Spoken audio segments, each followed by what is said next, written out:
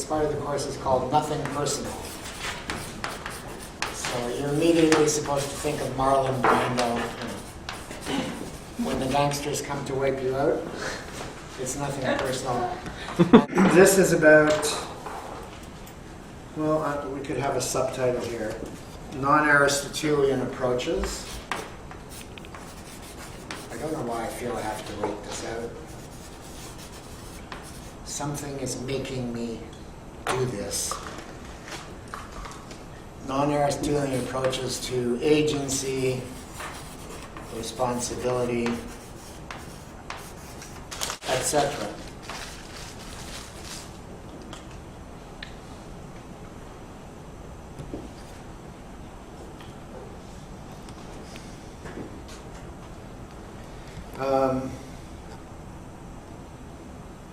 The danger here is that that you and or I will take this as a kind of decontextualized thing in itself, as it were, with no connection to what has come so far, what has been happening so far. But to me, this is a logical and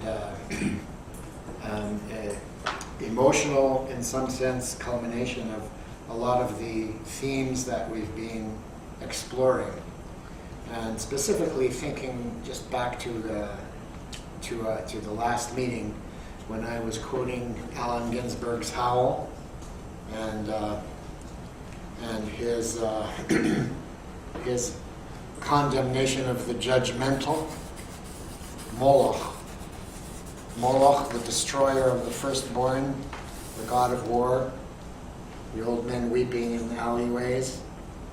That is a judgmental, is the personification of the judgmental Moloch. Well, you could say the personification of evil is the personification of evil, which is the personification of evil. And when I was talking about Gregory Bateson's critique of the idea that we could find as a person or a group of persons who are in charge of what is going on, his notions about the myth of power, that Batesonian language would fit into what I'm doing here as well. And you'll remember that Bateson ascribed the ecological insanity of humanity. It's not just unsanity, it's insanity, the ecological insanity of humanity. He ascribed that to the belief in an originator and blamed the Jews for originating this notion of an originator. But that would be paradoxical.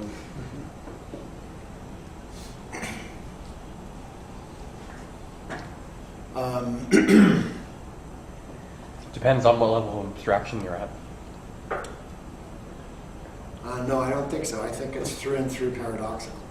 The whole idea of worth and worthlessness, the worth and worthlessness of human life, and the way our regime translates all social issues into problems of personal worth and worthlessness. That's stuff that we talked about. It all sort of ends here with a critique of a certain understanding of the notion of free will. So I'm going to move into some philosophical and sociological examinations of the notion of free will.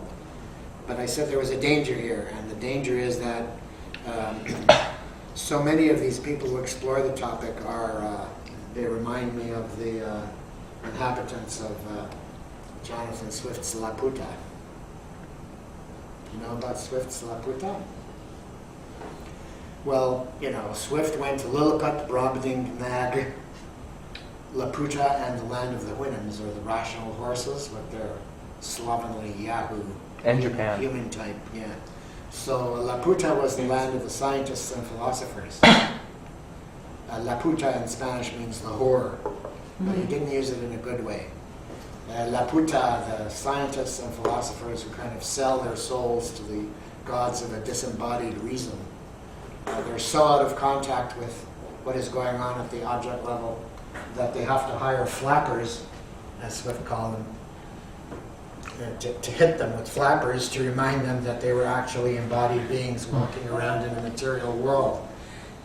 And a lot of philosophical discussions, up to and including philosophical discussions of free will, which we're about to embark on. So I'm warning you against the danger of thinking that, for me, this is a simple sort of fooling around with a philosophical puzzle. You know, I'm not going to waste my life fooling around with philosophical puzzles. Well, if it were my career, it would. But who does it for whom it is not a career? That's a reassuring thought. The only reason anyone would do it in the first place. Well, maybe not.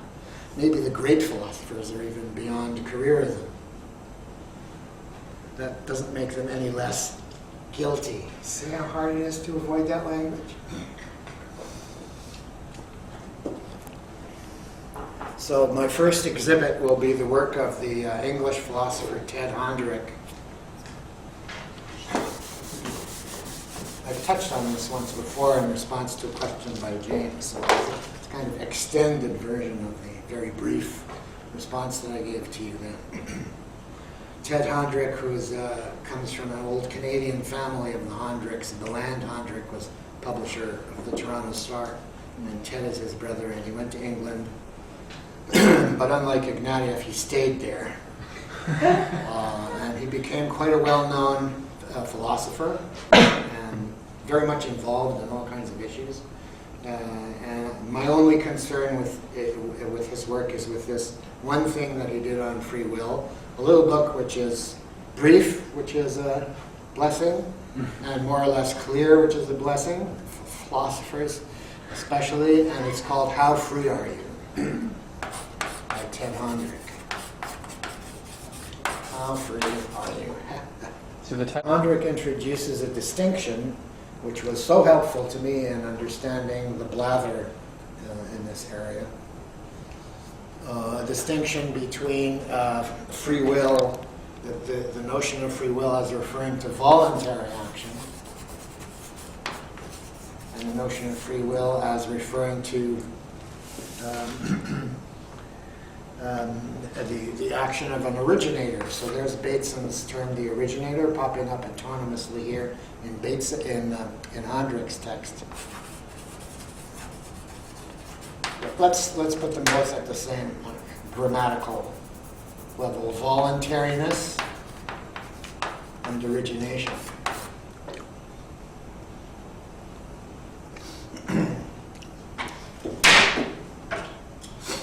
Remember?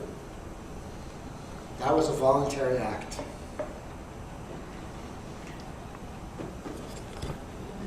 In that sense, I did it of my own free will. In that sense. The desperate dogs barking in the night of their own free will. The desperate mystics opening the veins of the one of their own free will.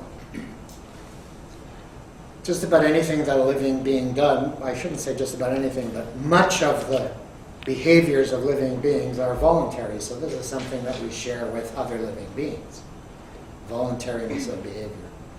Of course, we might have a greater scope for voluntary behavior, voluntary choices, and so on and so on. Not we might, we do have greater scope than even the highest of the primates, second to us, if we want to classify human as primate. Korzybski would say, well, you can classify human as primate for some purposes, but for others you better not classify humans as a merely a more highly developed primate. But I'll be talking about that later, perhaps.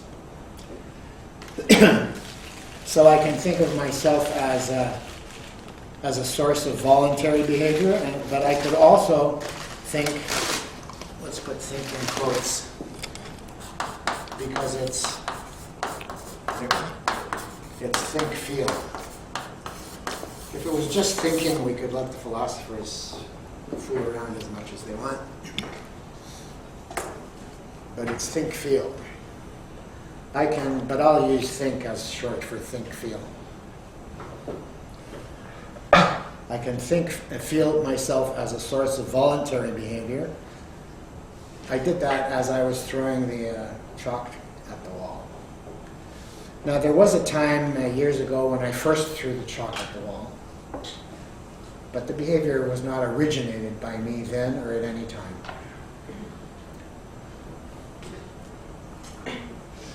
So this is a crucial distinction. If I think of myself as the originator of my voluntary actions or decisions, then that, according to Korzybski and Honderich, would be false to fact, or simply wrong.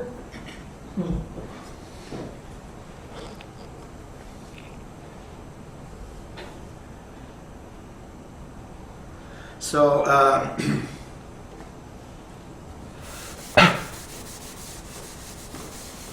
so if we unpack, as they say, this idea of the originator a little bit, and then I'll do a little bit more. This involves the notion, if we believe in origination, then this involves the notion that on a given occasion, I'm quoting and paraphrasing Honderich, so that on a given occasion, with the past just as it was, and the present and ourselves just as they are, we can decide the opposite of what we actually do decide. Now, I'll repeat that one. That's Honderich's language. I'll repeat it with some of my own stuff stuck in there. So that on a given occasion, that is, at a given moment, didn't do it that time. At a given moment, with the past just exactly as it was, and the present and ourselves, circumstances, or in the Buddhist language, causes and conditions. In Korzybski's language, outside the skin and inside the skin. There's causes and conditions, outside the skin and inside the skin.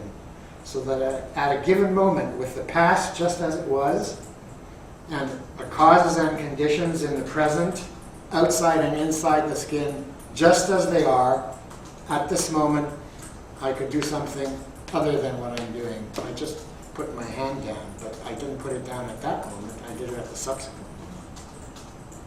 At that moment, that was it.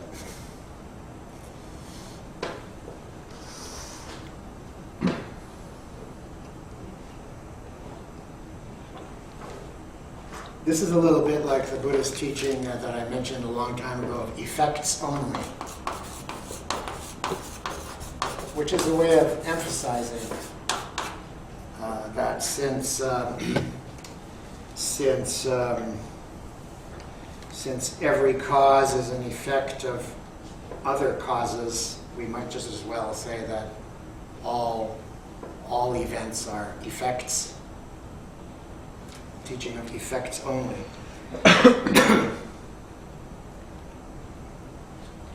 So, if every mental event, Honderich says, is an effect, maybe we should put mental in quotes too, but it's all right. If every mental effect, let's say decision, let's say we're thinking about, let's put it in terms of decisions or decision making. Voluntary behavior is decision making.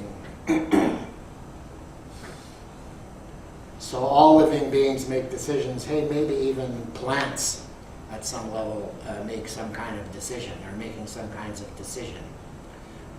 So our decision-making process is a good deal more sophisticated than that of a plant. For example, I'll tell you more about that later, too, about the movement from the non-living through the plant, through the animal, through the human.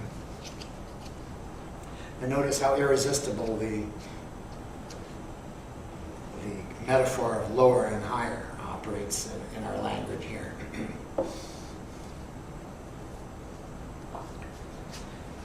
Therefore, says Honderich, we must say of the decision, it could not have been otherwise.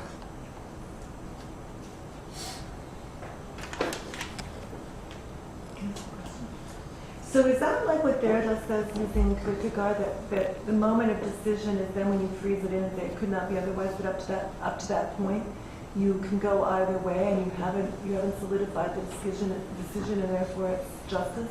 Well, something similar to that, but actually I might be quoting directly from Derrida later, so it might relate more to your question. It's not that at a certain moment you can choose otherwise. The idea here is that at no moment can you choose otherwise. It's only in the next moment that you can choose otherwise. It'll become clear as I go along, and I've already talked about it a little bit. Okay, now if you want to unpack this a little bit more, I guess we really are unpacking this. It's not an inappropriate metaphor. We want to unpack this a little bit more. Honderich suggests that the notion of an origination of a living being as the originator of its action, what does that mean? How could there be such a thing as an originator of action, aside from the first cause, God himself, the originator with a capital O? Hey, the Great Mother is a creator, but not an originator. This might be the difference between the patriarchal and matriarchal approaches. The father originates out of nothing. The mother creates out of something. But that's just a side thought at the moment. It's because I'm reading a rigore for some reason, and she's getting to me at some level, but I won't let it interfere too much today. The notion of origination must depend on some entity which is not an effect. Something which is not an effect. In other words, a pure cause, a first cause. Something uncaused. The first cause is not an effect. In other words, there are no causes of the first cause. It's causa sui, to use the theological language, cause of itself, or cause of himself. Which is the best translation of that? Cause of himself or cause of itself? We use cause of itself. Sui in contemporary is often degendered. Right, so God is the cause of himself. Nothing causes God. So the idea of the free will is that human beings have a spark of God. What does that mean?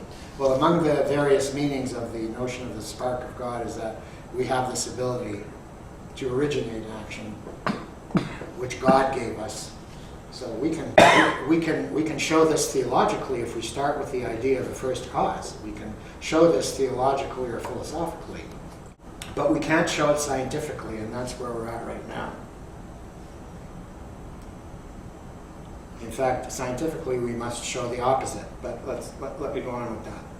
So there's an ongoing entity inside us which is said to originate decisions not necessitated by anything. That's a free decision. Okay. I guess Kant is also guilty of this. Yes. He would call it free spontaneity. Sorry? For him, it's like free spontaneity. You could call it that, yeah. Although free spontaneity has the implication of contingency about it, which doesn't sit very well with the notion of an originator, because if my actions are contingent rather than determined, I can hardly, claim to be the originator of them. But more on this later as well. An ongoing entity inside ourselves, the little man inside the man, or the homunculus, or little man inside the little man, inside the little man, inside the little man.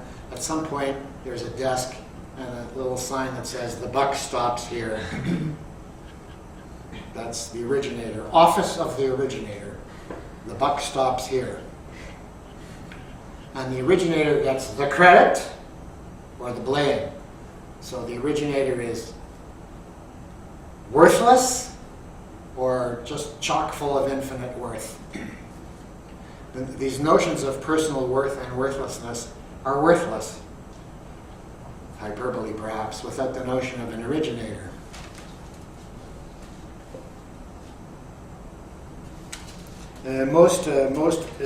Probably all versions of theory of free will would depend on the idea of the human being as the rational animal who can use his reason. The originator appeals to reason or manifests reason in the suppression of the irrational. So there. the idea of the originator goes with the idea of original sin. What is original sin? It's the original sin. Of course, it was the sin of Adam, but the church manages to blame us all for that. I guess we all carry a spark within us of the original Adam, and therefore share in his freedom and guilt. The Christian theologians tied themselves up in this one for centuries. They drove themselves nuts, went into all kinds of different directions, including the most psychotic versions of Calvinism, working on this one. Then you read Weber on Protestantism and the spirit of capitalism, and how the self-made man is trying to justify his existence through his works.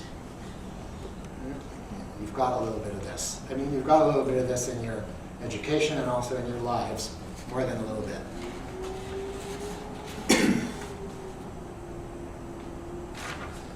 The free use of our reason. So at any moment, the originator is free to use his reason to decide not to throw the fucking chalk at the wall.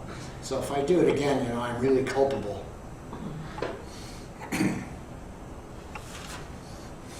I won't do it again. It's losing its power. Now, the school of philosophers who believe in this free will as origination are called, within the philosophical discourse, they're called libertarians. And it is, as the Marxists say, no coincidence that philosophical libertarians tend to be political and economic libertarians. It wouldn't take you too long to figure out what kind of connection that would be. But actually, all of us are, I would say, contaminated by libertarianism, philosophical libertarianism, to some extent, including the Marxists who say that it's no coincidence that philosophical libertarianism goes with economic and political libertarianism. They themselves, are no exception to the flaw that they ascribe to others, in my humble opinion, after 40 years of conversation. 50, 60. Let's see, when was my first conversation with a Marxist? I guess I met my first Marxist in Israel there were Zionist Marxists, but they don't really qualify because they're oppressors. But the first non-oppressor Marxist that I met was, I guess, in Winnipeg in 1954, which is how long ago? 55 years. And, 56 years ago. I haven't given up trying to talk to them ever since. But, what the hell. When I say them, of course, it's the unspecified referential index. And there's a total lack of indexing there, but, with your indulgence. So libertarians, even someone as far out as Ayn Rand, it was probably the most extreme libertarian that I can think of, and still extremely popular among adolescents of all ages.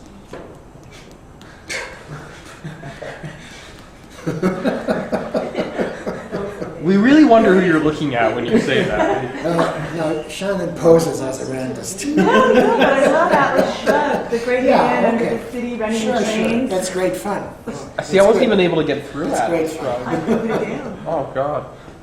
On Atlas Shrugged? Libertarians would admit that the originator can be influenced, and in certain instances, very greatly influenced by external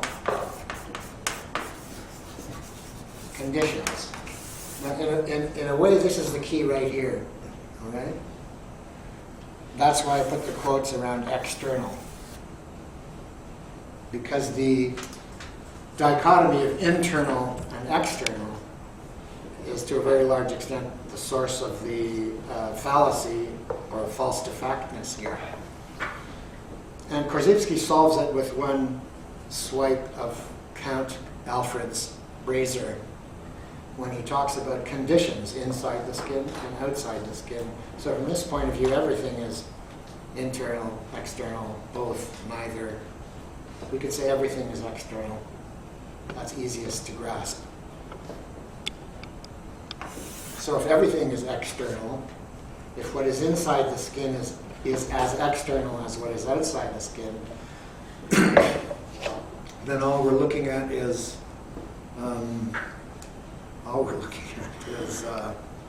as effects only.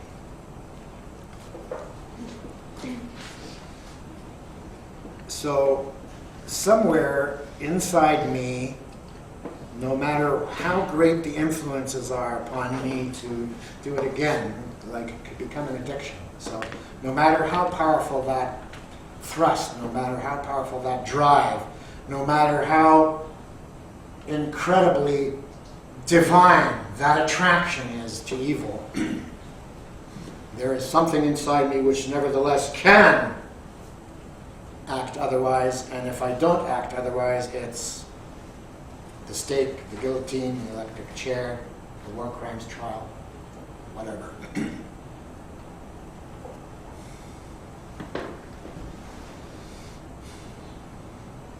For the libertarian, when everything else is in place for a decision, all those circumstances, when all those external circumstances are in place for a decision, when all those internal circumstances are in place for a decision, when everything is in place for a decision, this is what Hobbes called the moment of deliberation. When everything else is in place for a decision, it's up to the originator whether to pull its weight or not. So that's why we say in our capacity as judge, yes, that's why we say in our capacity as judge, well, we understand circumstances in which you grew up, and all the peer pressure, and the poverty, and the genetic predisposition, but that's no excuse. 15 years, some possibility of parole. There may be extenuating circumstances. Okay, 12 years. If you find the originator of the prison life. What did Hobbes call that? Deliberation. It's the moment of deliberation. In other words, what Hobbes says is that the purpose of a decision is to deprive yourself of whatever freedom you had before you made it. Or in other words, the human being, as Nietzsche said, is the only one that can make a promise. So is there an actual etymological connection between deliberation and deliberation? Yeah. Okay. It's not a lovely coincidence? It's okay. No, I think there's a real connection here.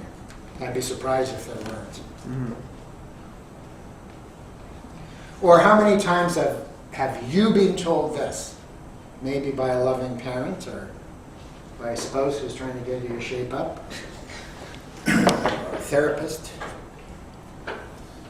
It's not the cards you're dealt, it's how you play them, okay?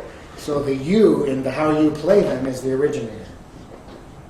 But the quick non-Aristotelian response to that is that the way in which you play your cards is also a card that you've been dealt.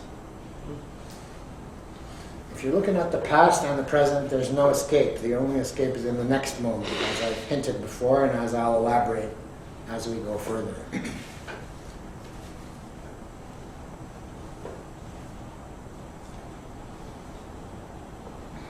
Okay, well, you may have been dealt the card of how you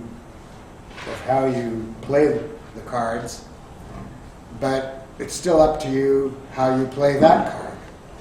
You might be told that. And you can get into this multiordinal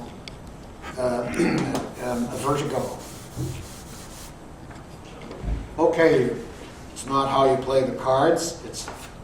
It's not the cards that you were dealt, it's how you play them. Yeah, but that itself is a card that you were dealt at a higher multiordinal level, right? Yeah, but it's not how you play the cards. It's not the cards that you're dealt, it's how you play them. At some point, someone wants to find the originator who decides out of nothing how to play the cards. At that point where the buck stops.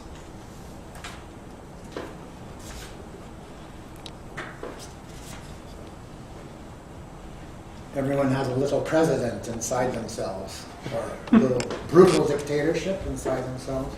The brutal dictatorship of reason.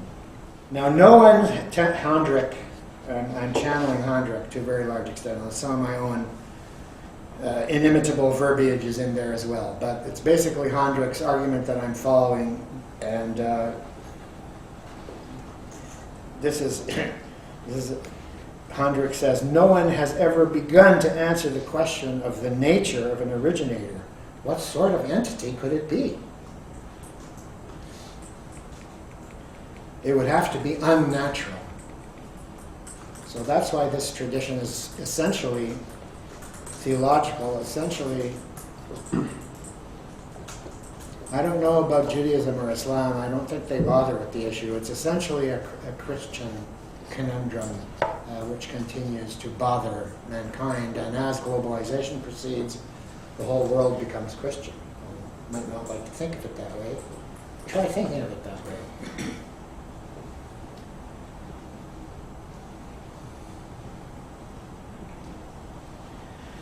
Now, very common concomitant, that's sort of the burden of Honderich there. So I'm going to go back. I'm going to step back and pursue some side issues or different angles on this issue. So the problem is the conflation of self-originated action with voluntary action. Voluntary action, of course, exists.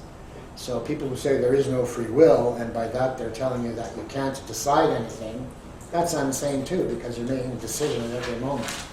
Now, I haven't talked yet about the distinction between conscious and unconscious decision making, but I will presently to some extent.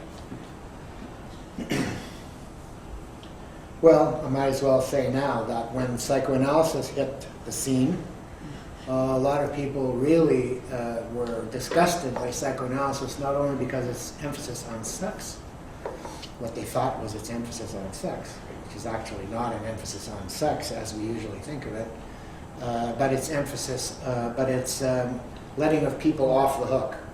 Oh, so it's the unconscious that is to blame. So that means everyone gets off scot-free because it was their unconscious that made the decisions. So no one is responsible for anything, and people can do whatever they like. Okay? That's the nightmare of the libertarian. If we don't believe in the originator, then everyone can do exactly what they like. And what is it that they're going to like? Original sin. Original sinning will rule the roost without the notion of an originator. That's the paranoid fantasy of behind free will. Behind this apparently wonderful notion that we are free, there's this paranoid fantasy that if we couldn't be held to account, then everything would immediately become a hell of selfishness and cruelty. All right, so let's talk a little bit more, again following Honderich, is follow a bit more what is meant by the notion of voluntary behavior. When are we going to call a behavior or an action or a decision voluntary? Well, basically it means that no one is forcing me. It has some other meanings. It's not compelled. No one is forcing me. I once knew a therapist who claimed to be able to cure people of smoking literally by putting a gun to their heads. Was that Bandler? Mm-hmm. It would work. Did he never get sued? But then what would happen later? Okay, so with a gun to my head, I could be forced to do something. Remember Sophie's choice? With a gun to the head of one child, she had to decide something like, she had to decide which of the two innocent children the evil Nazi would liquidate. Okay, so with a gun to her head, she had to make a decision between both of them dying or one of them living. And the ethics courses love to deal with such dilemmas. No external agent is forcing me, as with a gun to my head, and no internal pathology is depriving me of my ability to make choices. So this is where extenuating circumstances come in terms of legal and moral theory, extenuating circumstances, because voluntariness, unlike origination, which either it's there or it isn't, unlike origination, voluntariness is a continuum. It could be put on a continuum. And in our alcoholic culture, it's easy for us to understand that. Because if I drink this much, I've lost this much of my voluntariness. If I drink that much, I might actually get off in a court of law on the grounds that I didn't know what I was doing and wasn't capable of making choices. And wasn't capable of emitting voluntary behaviors. Extenuating circumstances. You're more likely to get charged than let off for being drunk. Sorry? I think you're more likely to get charged for being drunk and doing something. Well, I'm not going to get into the jurisprudence, but I'm pretty sure that there are cases where people were so drunk that they literally didn't know what they were doing. I don't know. When you're done with law school, we can come back to it. But in terms of our own experience, for example, if you look at tort law, for example. And you're right, there have been such cases, though I believe they've become much less frequent in the last decade or two. And no longer in sexual assault. Sexual assault. Oh, Yeah. of course, of Yeah, course. but in other cases perhaps. Yeah. Right, so if I walk down here and I trip and my elbow hits Chris there and he has to go to the hospital for 6 weeks. The fact that I didn't do that voluntarily will be an extenuating circumstance in whatever legal action is brought against me. I might still have to pay damages. You might still have to go to prison. I might still have to go to prison because there's the whole concept of negligence. Mm-hmm. Yeah, and criminal negligence. But let's avoid the extremes of legal theory on the one side, skill and Charybdis, and the nonsense of the philosophers on the other. Because, they're partners behind the scene.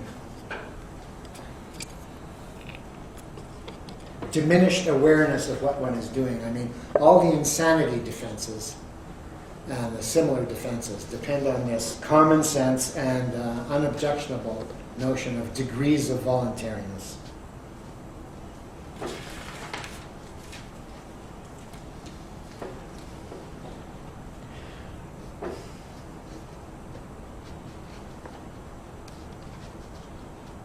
When people are confronted, says Honderich, with the evidence against origination, if you want the detail, he spells it out in his book there in terms of mental event, physical event, physical event. There's no such thing as a mental event that is not accompanied by a neurophysiological substratum, and there's one moment after another. And there's no place where an originator starts the ball rolling. So it's a way of talking about effects only. I think it's in chapter 4 or 5 of How Free Are You? Now, when people are confronted with the evidence against origination, they feel as if something is being taken away from them. They feel deprived, a sense of deprivation, as if they're losing something valuable or sacred even. This, of course, is not the case because they're not being deprived of anything because they don't have it. You can't be deprived of anything that you don't have. But that may not be a convincing enough argument. The problem really is when people, including philosophers and popular science writers, talk about this problem that we have to face, this question that we have to answer, whether I am a mere puppet of causes and conditions. A very common phrase. You're nothing but a bunch of neurons. One famous way this is being formulated. But this presupposes, as I pointed out before, an elementalistic split between I, on the one hand, and causes and conditions on the other hand. Think of it more as the Mobius, in Mobius terms. I and causes and conditions. To heal that elementalistic split, I am nothing other than the causes and conditions which manifest as me. The causes and conditions which manifest as me are nothing other than the I, which is their manifestation, or something like that.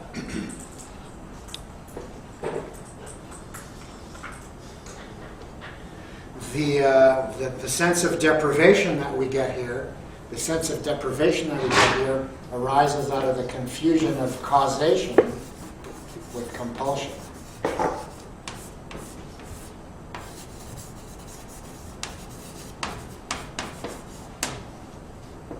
There's the thing about voluntary behavior. I was not compelled to do that, but it certainly has an infinitely complex antecedent chain of causes and conditions leading up to the very moment in which it happened. And I keep saying I'm not going to do it again, but I just did. Why is that? Because the combination of circumstances, what? Because you like it. Yeah, that's right. We all kind of do. Because the combination of causes and circumstances right there were such that I did it again.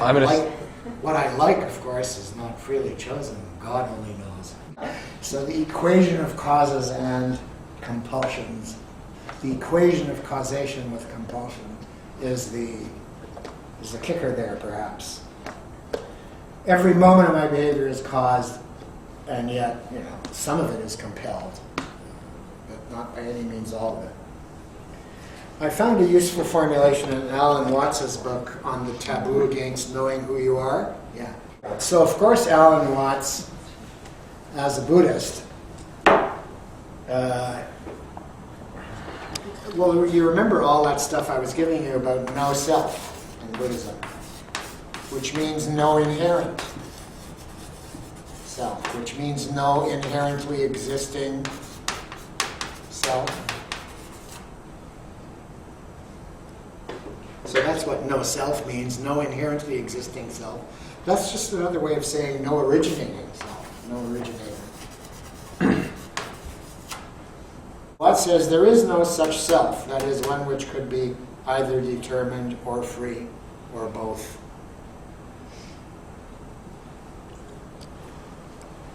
Self and its voluntary choices, he says, are nothing other than the ongoing process of causes and conditions which gives rise to decisions. He says, Alan Watts says something like, I wish I had his exact words, describes a moment in which he realized that his actions were nothing other than the actions of the universe manifesting as Alan Watts, and then all sense of this division between the world and himself was gone from him, was lifted from him. Or as Krishnamurti put it before, you are the world, okay? So your decisions are the decisions of the world, manifesting as you. Doesn't mean that they're perfect. So this is not a doctrine of a perfect world.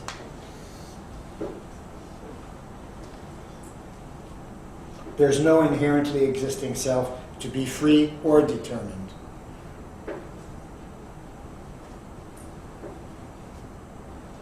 So what do we lose, asks Honderich. What is it that we really lose, since there is no such thing that we feel that we've lost, since it doesn't exist in the first place? We do lose something. We have the sense of loss. We lose this phantom semantic structure, as Korzybski would put it, a phantom semantic structure of an originator which can get the credit or the blame, the prize or the punishment for the events for which it alone is ultimately responsible. In Ellis's language, we lose the authority to rate ourselves and especially others. We lose self-rating. Albert Ellis didn't arrive at this philosophically. He arrived at it not as the originator of it, but through his experiences as the originator of rational emotive therapy. And of course he knew about Korzybski. There is no self which can be rated. Remember Ellis said? Long ago he said you can rate your experiences as more or less, worthy, but not yourself. Now, in an individualist society, many will experience dismay at having their self-image as originators undermined, and their image of others as originators undermined, because this threatens their attachment to animal righteousness. How can you manifest what Korzybski called animal righteousness and righteous revenge and retribution and all that? How can you manifest that without the phantom semantic structure of the originator? There is a Norwegian, or there was some Scandinavian, I don't know if he was a neuroscientist or a philosopher, a sociologist, and I forget his name, but he wrote a book called The User Illusion. There's a lot of neuroscience in there. Forget his name. The User Illusion. And by that he's referring to the illusion that I use my brain. So there's I over here and my brain over here, and I use my brain. When someone says to you, use your brain for a change, the answer is, what on earth are you talking about? I mean, it's brain all the way down.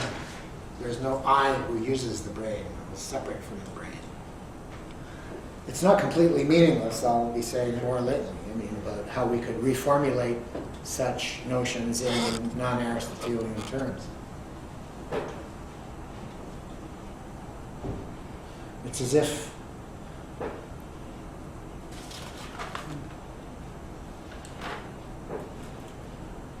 all right, we lose the feeling that evildoers, being originators of evil, should not be allowed to get away with it, kind of phrase. Are we going to let them get away with that?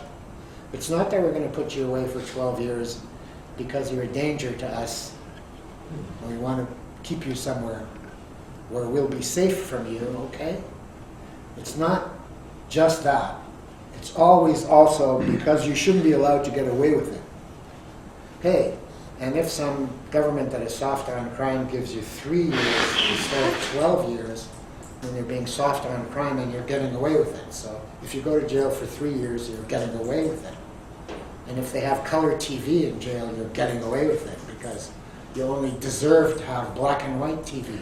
What kind of orientation is happening there?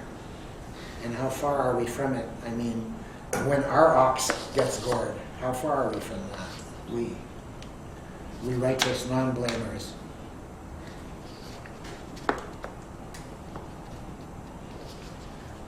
So the illusion is that without this thought feeling of the originator, no one could be held responsible for their actions. And whenever there's any discussion, for example, of social causes of criminal behavior, people immediately go there. Oh, so you're not responsible, eh? Oh, so we can't hold anyone responsible or accountable for their behavior, eh? Not at all. Sure, we can hold you responsible. But not in that way, and all the ways that flow from that way.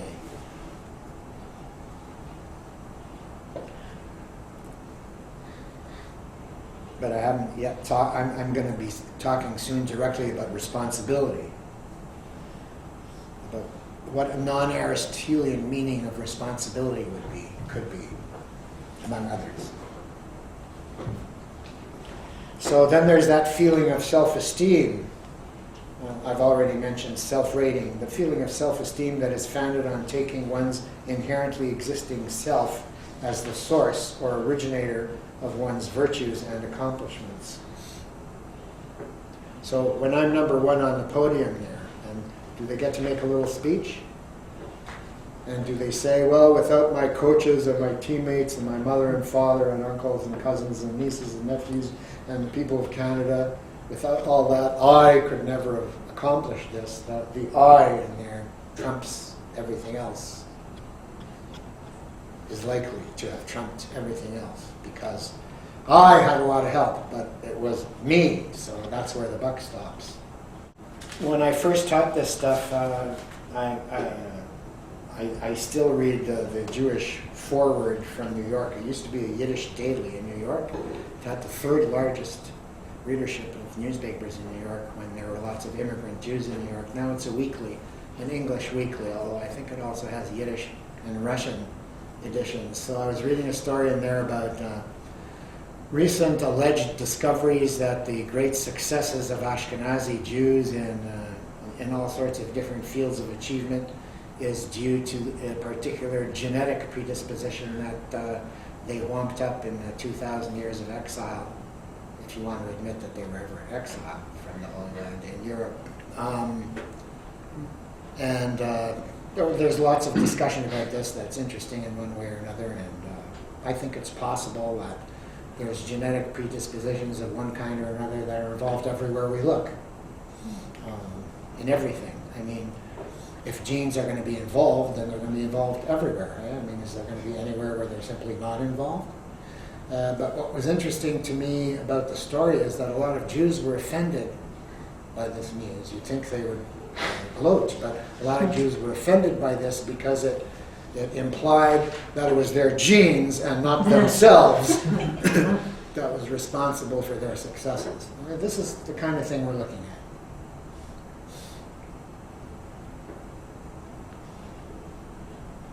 And Honderich, being a socialist, finally zeroes in on this, that without the illusion of origination, it's much harder to avoid the suspicion that we are involved in systematic unkindness and injustice.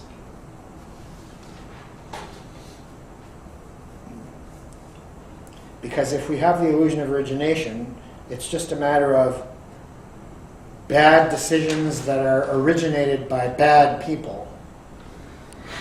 So once we lose the notion of the originator, it's hard to avoid the suspicion that we ourselves are involved. How could we not be? That we ourselves are involved in systematic unkindness and injustice.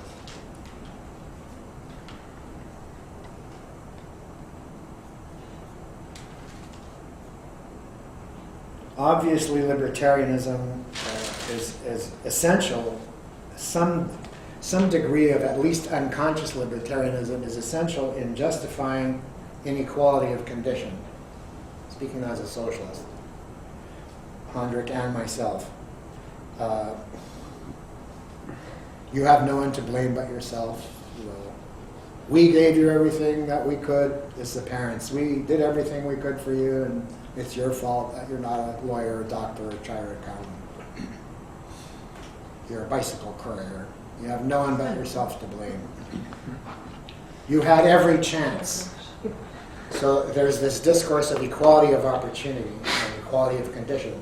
And liberalism goes nuts, trying to imagine that it either has instituted equality of opportunity or that it could at some possible time actually bring about equality of opportunity for all individuals, which if you think about it for 60 seconds is ridiculous. In a competitive society, to have equality of opportunity. Even if you abolish inheritance taxes, which is not going to happen. And by the way, a moment of praise for the great robber baron Andrew Carnegie, who came to New York from Scotland at the age of 10 with a dime in his pocket. He won achievement. And he became one of the, if not the wealthiest and most successful robber baron in the history of American capitalism. And a union buster par excellence. And he wrote a book called Triumphant Democracy, right? Which to me is memorable because he's the only capitalist I know of who advocates a 100% death duty. So none of his children should get any of his wealth if he had any children. Did he have children? I don't know. But at least in theory he's saying none of his children should inherit his wealth.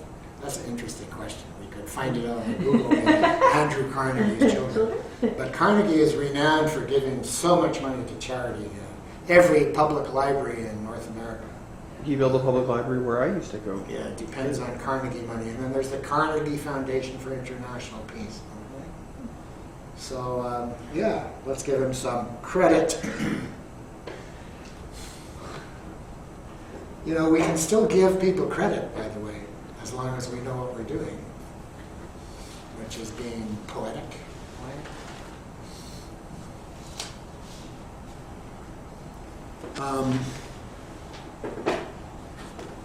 I used to assign 3 chapters of a book by an American social worker named William Ryan.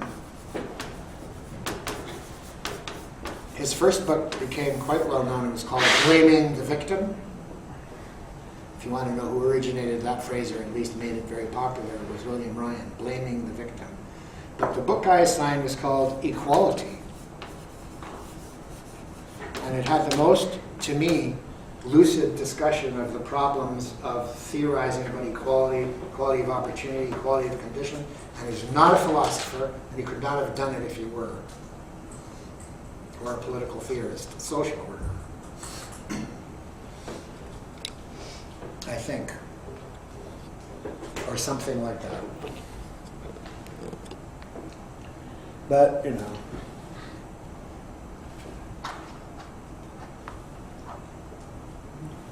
Now, very often, the wise Aristotelian thinks that he or she has gotten a grip on this matter by agreeing to distribute responsibility.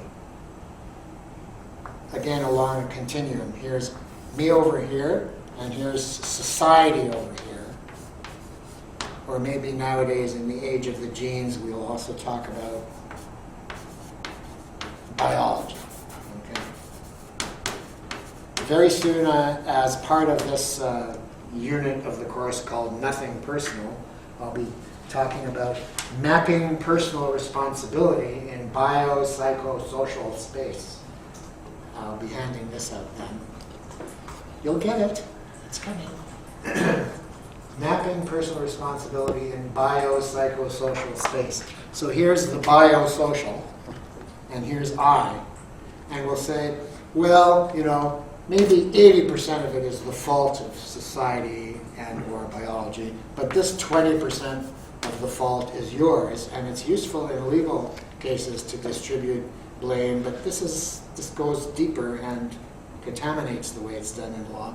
20% of the blame is yours. You can't say that it's society that is altogether at fault here. After all, a lot of people who are unemployed don't go out and rob a grocery store, right? So poverty can't be, you know, at all ultimately relevant here. And whatever conditions there were, we can find people who, you know, suffered from those conditions who didn't do the crime. And if you do the crime, you do the time. And if 20%, if we decide in our wisdom that 20% of the fault is yours, as if you could tease out fault that way, how Aristotelian is that? To think that you could tease out degrees of fault? So, 3 years in solitary confinement. No way you can distribute causation between the self and the causes and conditions. I'm going to argue later that causation, I'm not arguing it yet, I'm going to argue it later, that causation is 100% biosocial, etc. Just in case there's something outside of biology and sociology that I just thought of something. There are some people who believe that cosmic rays, that sunspots, affect human behavior in a way that hasn't been sufficiently. They think they can show a correlation between solar flares and declarations of war. Really? Yeah. Well, there is a link between human behavior and a neuroparasite found in cats. Okay, well that's biological. Yeah, absolutely. Like pregnant women are not supposed to clean up litter. Okay, that's biological. So here's the thing. I'm going to argue that causation is 100% biosocial and that responsibility is 100% individual. And I don't mean mine, I mean mine and ours at the individual level. And that adds up to 200%. Love it or leave it. So Honderich goes on and on about how he's written another book called Punishment. He's written a book called Punishment, which I found quite boring compared to How Free Are You? But he is a philosopher and he does have to go on. And in Punishment, he talks quite a bit about how the belief in retribution amounts to a belief that inflicting suffering on evildoers is intrinsically good. It's not justified by anything outside of itself, like protection of the public or rehabilitation or anything like that. It is intrinsically good, a good in itself, the punishment of evildoers. And obviously, you can only believe that if you believe in the original. Maybe not so obviously, but according to me, definitely. Now, Honderich argues, and he himself is an example of this because he gets involved in all kinds of political scrapes in England as a citizen of what used to be called as a subject of the crown. But the British have abolished Britain.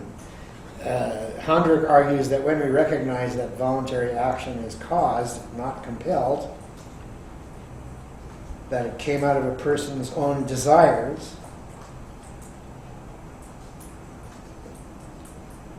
we can still be angry, bitter, etc., about harms that are done to us voluntarily. We can require compensation, reparation, restitution. We can even require, as a last resort, perhaps, punishment as prevention of further harm by a particular individual or individuals. Even if there's no intention to harm us, we can, like in the case of torts, I'm burning the leaves in my backyard and your house burns down when the fire, so there's no intention to harm you. And if it's not a matter of negligence, then it's a matter of tort, and I can still owe compensation as long as we still have private property and farmland. But we'll find it hard to justify vengeance or retribution or closure. So we can still get angry and demand stuff. We can even demand punishment, but we'll find it hard to justify vengeance or retribution or closure. In order to do that, really, we would have to believe that the perpetrator is one who could have done otherwise and just out of some kind of autonomous perversity decided to cause harm for no reason, original sin, evil, okay? It's like when people, by the way, say that the Nazis had it in for the Jews for no reason, I beg to differ. They had their reasons. If I say they did it for no reason, I'm saying that they're the personification of evil. I can't say that. That would be evil. Consciousness is a kind of screen that registers the decisions that are made. And this accounts for the feeling that Alan Watts has, and that I have much of the time, that my decisions are happening. That it's not so much that I, over here, am making my decisions over here, it's that my decisions are happening as me. That from a state of indecision, this relates to your thing about Derrida, that from a state of indecision, decisions emerge into consciousness, or not, depending on how obsessive you are. It might take 30 years for the decision, to emerge into consciousness. We often feel that we have to wait to find out what our decision will have been. It's a common experience. So we're kind of casting scientific light on what are, phenomenologically speaking, these common experiences. About 1/3 of a second, says Libet, before consciousness of a decision, brain activity increases. Then there's the consciousness of it. And here's something that's really interesting. And then there's 1/7 of a second.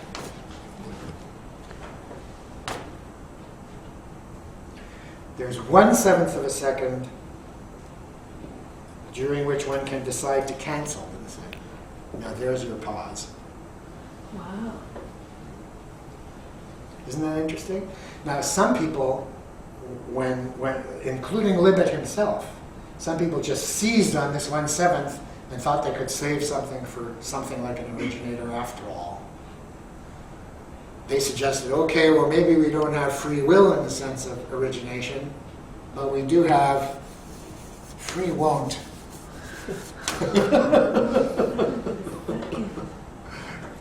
Maybe we don't have free will, but we do have free won't. And this is happening almost every time I raise my arm now. And there you see is the pause. But let's go back to Korzybski and his understanding of brain process. This free won't does not emerge from someplace outside the brain. So it's happening at what Korzybski would say at a higher level, a higher multiordinal level of brain process. So you have all levels of brain process. Summation, integration, and so on behind the screen of consciousness. And then you have the conscious decision. And then you have a seventh of a second at maybe the highest level of brain process, the highest level of integration and summation of brain process, where you have the free won't. And in Hobbes's terms, that's the moment of deliberation. But that's so Again. fast, you'll never know it. Well, he says it's in consciousness. Really? It's 1/7 of a second. So is this... 1/7 of a second, 1/7 of a second during which one can decide to cancel. God. Well, if you practice self-observation, I think maybe you'll. So maybe the highest level is actually third position from which you can see this. The idea here is that something can happen in the idea here is that something can happen in consciousness and then in the next moment be forgotten. I think that could be the only explanation of it. So you've got this 1/7 of a second for free won't, and then you forget that you had it. Anyway, it's all very interesting. Can we also say that this is a moment when the exposure of all of the range of possibilities become available to us? No, because those are possible at the initiation of the process. Or maybe it's happening all the way through the process. I wouldn't want to put too much emphasis on this one, on this moment as the point. I don't think it can bear that enough weight. I don't think that can bear so much weight. And I also think that the important thing is to relate this to the work that we've done in the Spirit Course on silent practice, that the more you practice self-observation in the sense of silent practice, then the more you are aware of that space, the subjective experience, here's a way of putting it, that the subjective experience of that 1/7 of a second, 1/7 of a second is a mechanical measurement of objective time. But in terms of subjective time, you have more time subjectively. And that's where you can become maybe exquisitely aware of the process of that 1/7 of a second. Like the moment in the subway system where I choose not to fire at the plainclothes black police officer.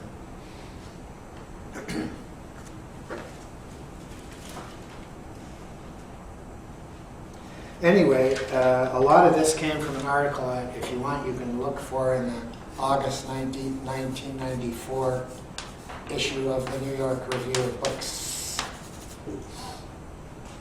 And there is by now an immense literature on Libet and his experiments and all kinds of discussion about it. But the consensus is, hey, Freud was right. Copernicus decentered. Hey, the whole cosmos does not revolve around the Earth.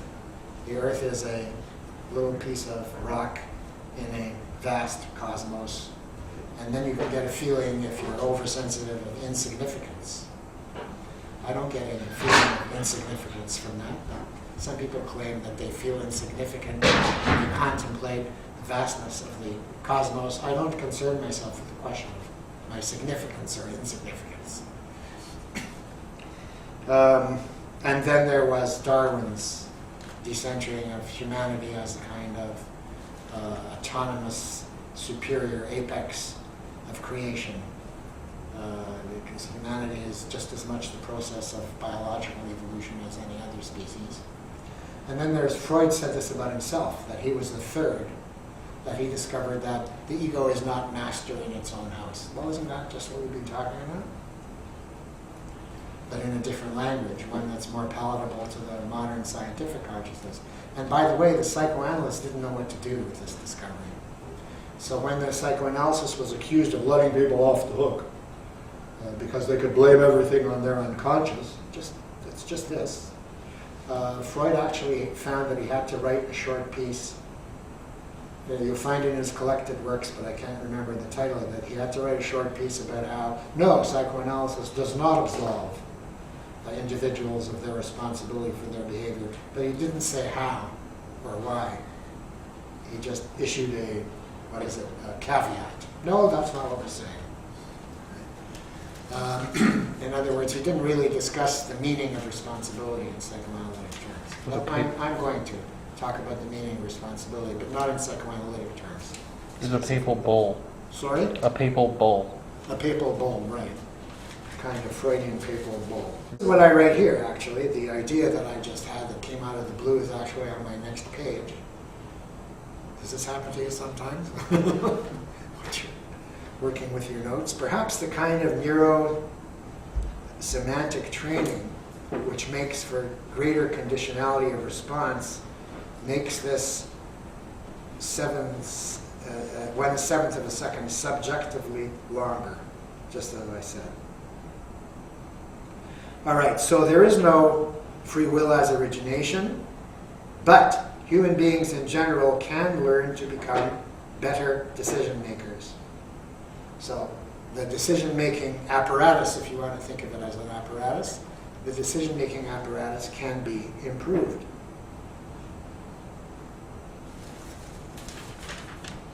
And that, in a way, is what the general semantics technology is all about.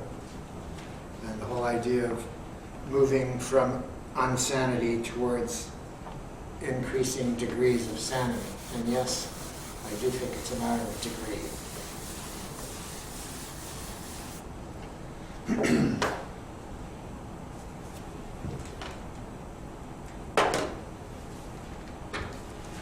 All right, so now let's talk a little bit about what we might mean by determinism.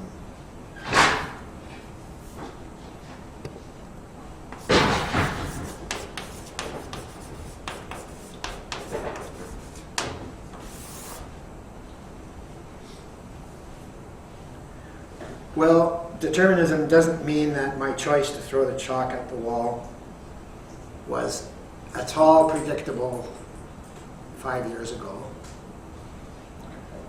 There is nothing deterministic about it in the sense of necessity.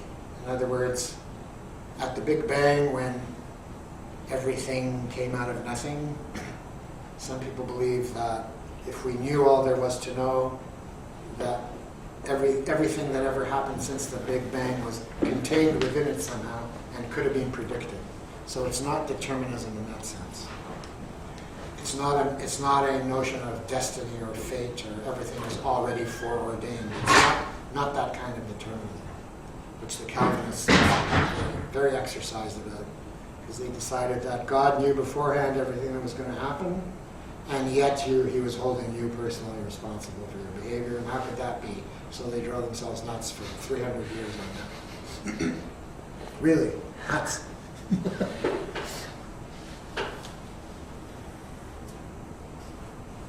And they ended up with a feeling of extreme personal responsibility, which they managed to fit in somehow to the notion of absolute predestination.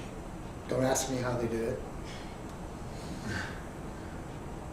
There is an answer. I forgot. I'm Jewish. I have bad memory. Really? What? Didn't know that was a characteristic. No, it's not actually. We have very good memories for those who have offended against us. That's so. All right. Well, what there is, as I mentioned before, is perhaps something we could call an instantaneous determinism. And there's your, again, Derrida's instant of decision, an instantaneous determinism.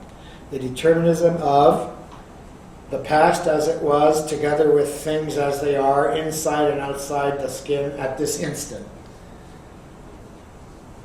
And of course, that's changing every instant. So there's not much room for necessary predictability there, not much room. In terms of getting people to pull themselves up by their bootstraps, and what we say to them is that at any moment, at every moment, you were doing the very best that you could, given the past as it was, together with things as they were inside and outside the skin at that moment. You were doing the very best you could with the very best you could with the resources at your disposal. That was last moment. And now, because I am saying this to you, because you are here, as the Buddhists say, the great thing about getting a human life is that you have an opportunity to hear the teaching. So at this moment, you're hearing the teaching, and you take that into the next moment. You can take that into the next moment, or not. Because Buddhists also believe that if you were ready to hear the teaching, you would hear it, and if you weren't ready, you wouldn't hear it. And yet it's better to hear it than not to hear it, because there you go. Maybe at the next moment, it will click into place, or part of it will click into place. So it really is a moment-to-moment determinism, or moment-to-moment process. Whitehead has something like this, and the whole notion of karma, correctly understood, depends on this kind of an understanding of the living process, of life as process. So into the next moment, I take with me this moment. And now this moment is the past moment as I speak, and I take that into the next moment. Right? So at any given moment, the causes and conditions outside the skin and inside the skin, in the present and in the past, create this sense of the ability to make choices, which is not illusory. You do have the ability to make choices.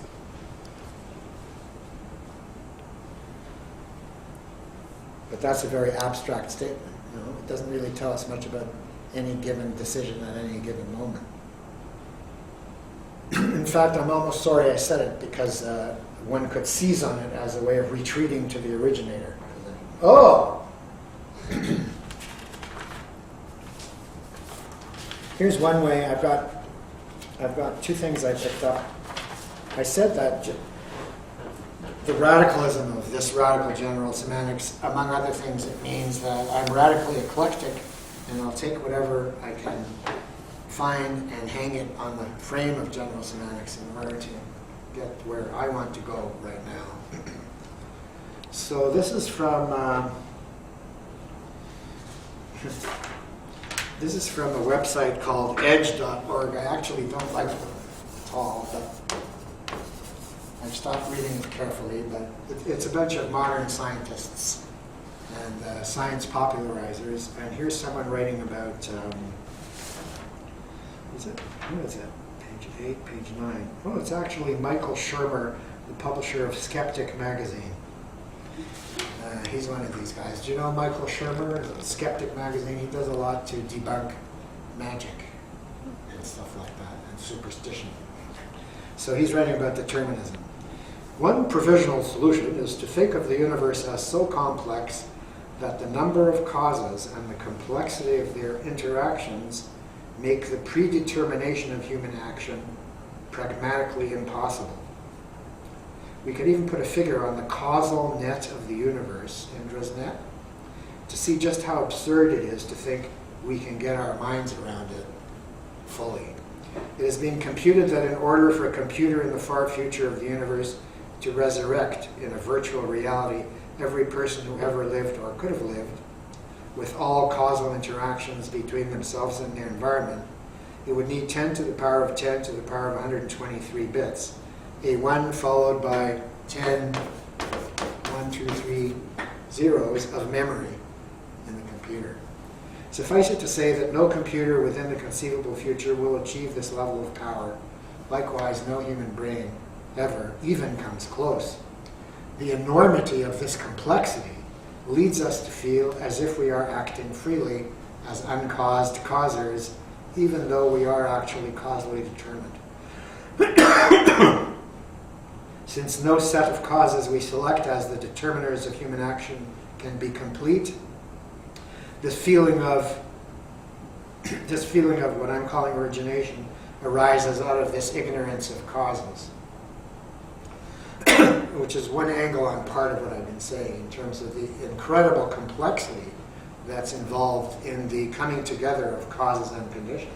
It's not 3 or 4 causes and conditions coming together. It's much closer to infinitely complex than that.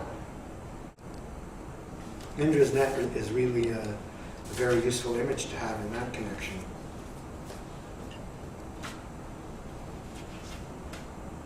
So that doesn't make me feel insignificant, you know.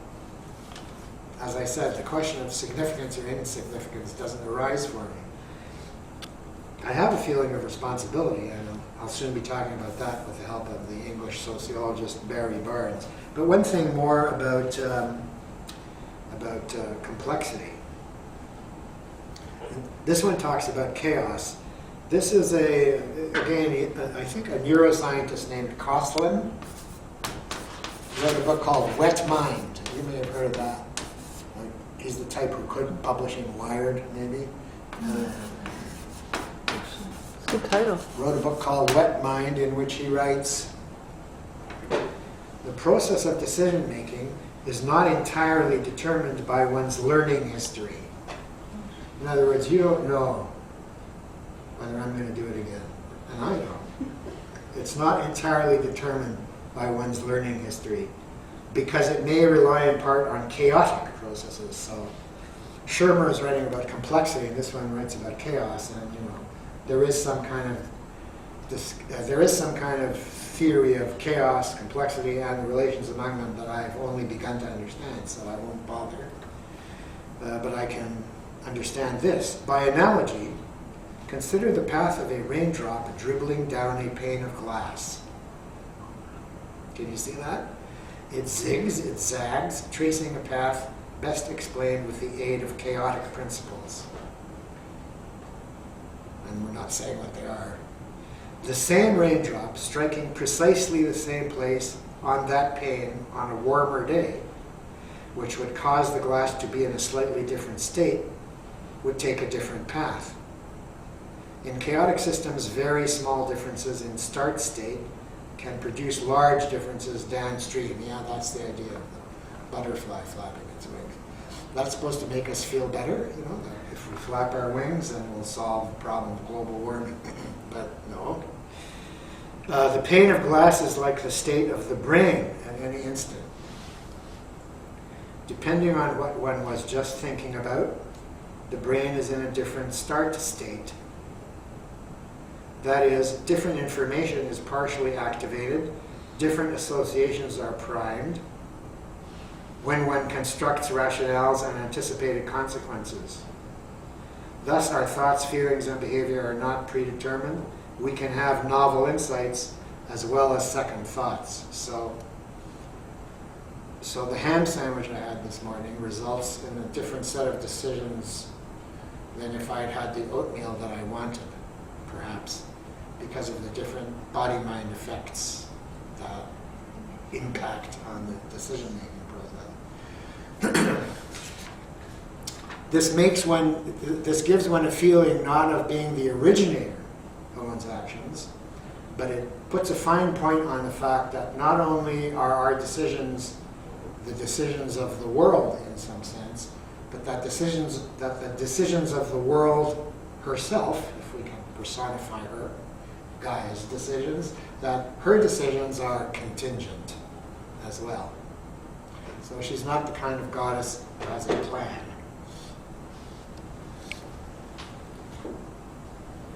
You could say that a goddess without a plan is not a goddess, but we beg to differ. It's like a moment-to-moment goddess. Right?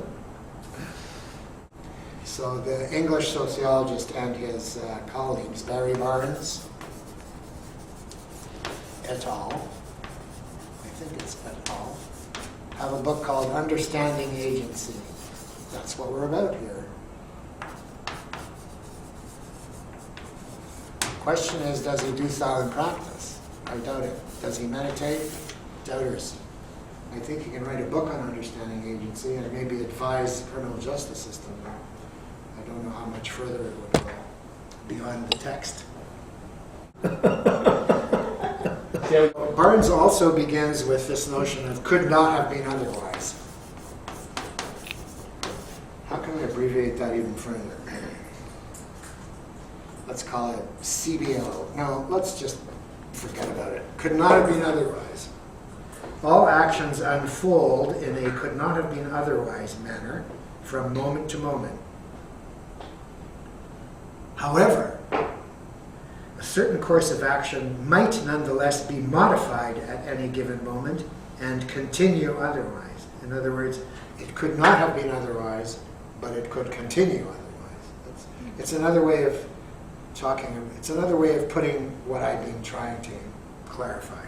So the more different ways we have of clarifying something, the clearer it can possibly become for different people, depending on the state of the pane of glass at any moment, down which these dribbles of knowledge are flowing.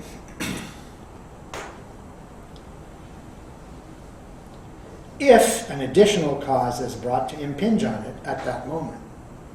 All right? So it could not have been otherwise until this moment. At this moment, if an additional cause is brought to impinge on it, that could lead to a variation, such as hearing the teaching. In the Buddhist texts, there are stories of some person, was completely uneducated and maybe a murderer or something like that. He sort of happens on to the guru. The guru gives a brief teaching, and the miscreant is immediately enlightened, like that. He was ready to hear the teaching. If he'd not been ready, he would not have heard it. And then there are other stories of devotees who study and work and meditate for hundreds and hundreds and hundreds of years, and they still don't get it. But they will.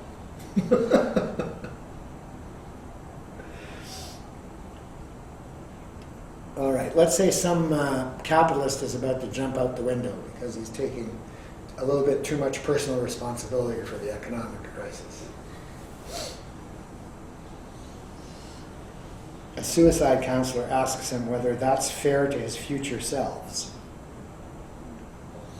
He stops and gets a series of images of possible future selves and decides that he'll climb back down off the window. Remember before when I was asking you to consider the possibility that when I was talking about meta outcomes, someone wants to kill himself and you ask him what that would do for him, and he says, well, it would give him peace. So the meta outcome is non-malevolent in relation to self. What he wants is peace. He wants to kill himself not for the sake of killing himself, but for the sake of peace. So if you ask such a person whether that is fair to his future selves, at the moment that you say that, this could or could not happen, but you have to be there to say it, right? Whether you're there to say it or not depends on a whole previous series of events also, which may or may not have happened. Those of you who were around for first term might remember the task that I gave about achievements, a task relating to the event level. Okay, so how long does it take to make a series of images of yourselves 10 years from now, 20 years from now, 30 years from now, 40 years from now? Ask yourself, is it fair to them to offer yourself now? We just introduced a distinction between a present self and a future self, which may not have been there before. Because the self likes to think of itself as permanent and unchanging. And in some respects, the self changes very little over time. And that's the bit of truth on which that is based. Yes, next summer, the birds will be singing, the trees will be blooming. You'll feel different about it then. Will you not?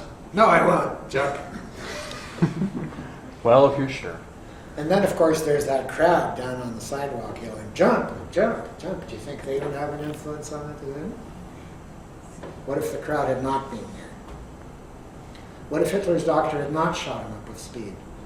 I'm sorry, am I destroying all the order in your moral universe? So Barnes suggests that the common sense, what I call Aristotelian notion of could have been otherwise. Now here for a change is a new idea that I haven't already repeated 6 or 7 times today. He's suggesting that the sense that people have of could have been otherwise actually refers to a situation which could have been otherwise if symbolic intervention had occurred. Actually, I was giving some examples of that, so it's not completely new yet. In other words, it's not that I have decided otherwise from my power of origination, but that I could have been influenced to decide otherwise. Okay, so here's the new formulation. It is the mutual susceptibility of individuals. His words, mutual susceptibility of individuals. We could call it sociality. It's the mutual susceptibility of individuals to one another that is reified. I would say reified in Aristotelian civilizations as an individual power. He'll explain. Page 80, a rare specific reference of understanding agency. The utterances through which people affect each other are made visible as celebrations of individual autonomy. And the activities that give the most profound expression of our sociability become those wherein it is least in evidence. Our characterization of an action as chosen identifies it as the kind of action that is open to modification through symbolic communications and evaluations by others. What we recognize as involuntary or unchosen behavior is precisely that with which it would be futile to intervene. Now, of course, in many cases we don't know. Like the guy who's standing on the ledge may be futile to try and persuade him not to jump, but it may not be futile. So then we have a responsibility to act as if it were possible to influence his decision. We would say to ourselves, well, it won't make any difference anyway. Yeah, we've got to try.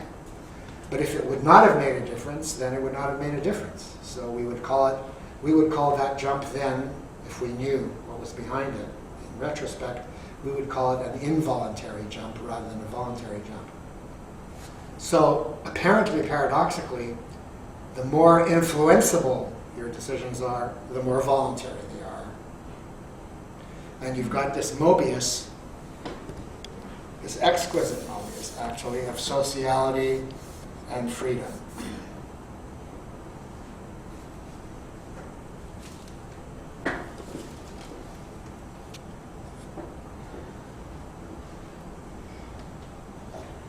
So all we really have to do then, we can keep could have been otherwise, as long as we add to it could have been otherwise with symbolic intervention, perhaps.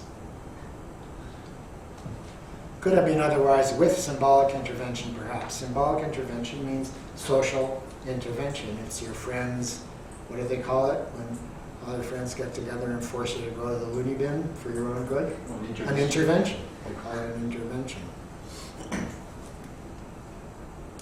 So, voluntariness and susceptibility, that's how he puts it, have this kind of close and intricate relationship. Voluntariness, we Mobius those, voluntariness and susceptibility.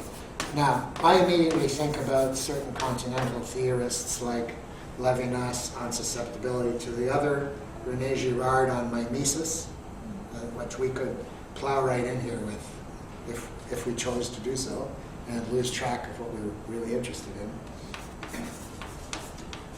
So it's a Mobius of voluntariness and susceptibility. The power of voluntariness, which is also sometimes called freedom, although I don't like the word freedom because of the vast range of meanings that it has by comparison with voluntariness. The power of voluntariness is inseparable from the mutual susceptibility of individuals to influences which could alter their courses of action.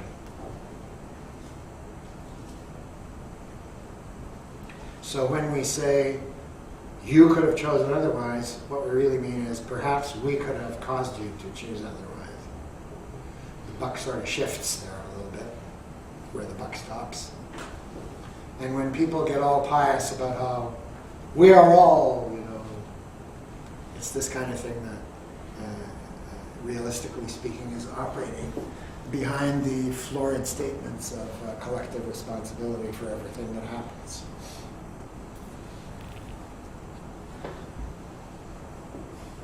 The question remains, and it's a very important one. To me, it's more important. To me, this is what's important here in this course, in Radical General Semantics. What these non-Aristotelian, non-elementalistic revisions of the notions of freedom and responsibility, what could these revisions mean for the institutions of criminal justice, criminal law, and punishment, national and international? And here's where I have a bit from Derrida. What would Gandhi have done with these formulations? If he could get his nose out of the ashram and the political movement long enough to consider these matters, and if he had come across these formulations, what could he have done with them? I think he could have done quite a lot with them to give some theoretical muscle to some of his formulations about satyagraha. How many of these neuroscientists that I'm quoting from here have heard of Gandhi, let alone have heard of satyagraha? Well, they may have heard the word Gandhi, and they could tell you in 10 words or less about the nonviolent struggle that ended with India's independence.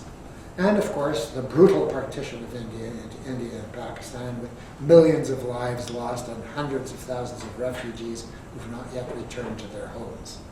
In fact, they can't even remember where their homes were. So what could it mean? Derrida has a short piece called For What Tomorrow? And where is it? It's an essay in an anthology, one of his many small essays in so many anthologies. I don't have the title of the anthology, but I have the title of his piece, which is For What Tomorrow? It's on page 176 of the anthology. It's page 176 of something. For What Tomorrow? I won't write it down. Freud. So Derrida goes to Freud. Derrida doesn't know about Korzybski or neuroscience. He does know about Freud quite a lot. Freud has helped us to call into question, he says, a large number of things concerning law, right, etc. For example, the question of responsibility. To place in question the tranquil assurances of responsibility. For people who are followers of Derrida, this is influential. For people who don't give a snap for Derrida, you can just listen to the words. So, I mean, I'm always arguing from authority. I think it's a very effective form of argument. So Derrida has a certain authority for me. The tranquil assurances of responsibility. I am trying to see what terms such as to answer for oneself can mean when one looks at them from the point of view of the unconscious, says Derrida. If one took psychoanalysis into account seriously, effectively, practically, there would be a nearly unimaginable earthquake, says Derrida, indescribable, even for psychoanalysts. Because even psychoanalysts proceed as if psychoanalysis had never existed. Even those who are convinced, when it comes to their lives, their current language, their social experience, act as if nothing had happened. As if at bottom we still believed in the sovereign authority of the ego, which is what I'm calling the originator. The sovereign authority of the ego, free will, what I'm calling free will, or the sovereign authority of consciousness, etc. Now we speak the language of this autonomy. So almost nothing changes, says Derrida, neither in the soul nor in the body of each one, and in the body of society, in the body of the discursive and juridical political apparatuses. This is part of Derrida's work on the death penalty. So this is as far as Derrida will go in approaching the matter of criminal justice, the critique of the death penalty. But he links it with his discussion of the rogue, like rogue states, etc. Sorry, I can't remember too much more about it, but if you're curious, you can follow it up. For what tomorrow? For What Tomorrow is the short piece. It's a dialogue. It's in a paperback, so the title is a dialogue. For What Tomorrow? A dialogue, cultural memory, and the present. So they must have extended it. It's not an anthology? Well, it's edited by a historian called Elizabeth. Rudinesco? Yeah. Okay, well, there's other pieces in there. For What Tomorrow, I think, is the title of Derrida's piece, but it doesn't matter. So this is what Derrida does here, and this reminds me of what Ginsberg was doing in the quotation from Howell that I gave you last time. Ultimately, Derrida relates the logics, and it also reminds me of Popinski's formulations about violence with which I started this bigger part of the course. He relates the logics of meat eating. Yes, he seems to have had a vegetarian phase. You know that according to one story, the Buddha died of trichinosis, which is a disease that you get, which is a parasite which you get from eating pork. But he did teach vegetarianism. This is probably a story told by non-vegetarian Buddhists. Of course, we know that the Tibetan Buddhists are meat eaters because nothing grows in Tibet, and if they didn't eat meat, they would die. So I guess living is more important than being vegetarian, even for a Buddhist. But I digress. He relates the logics of meat eating, the state, sovereignty, the death penalty, sacrifice, war, and criminal justice. He relates all those to the human attachment to retribution. That's why he coined the term. It doesn't survive much in his texts, but you know that he talks a lot about phallogocentrism, making a link between male domination and the Aristotelian orientation. But sometimes he calls it carno-phallogocentrism, where he relates it to meat eating. He has that essay, Eating Well. Eating Well, that's right. An incredible essay. Yeah. In fact, this could very well be from that. I think so. Okay. So he links all those things to the human attachment to retribution, and the idea. And here he quotes the reactionary thinker Cortez, Spanish Catholic reactionary thinker Cortez, who was an influence on Carl Schmitt, a major influence on Carl Schmitt. Cortez writes, and Derrida quotes, "The blood of men cannot expiate original sin, but it does expiate individual crimes."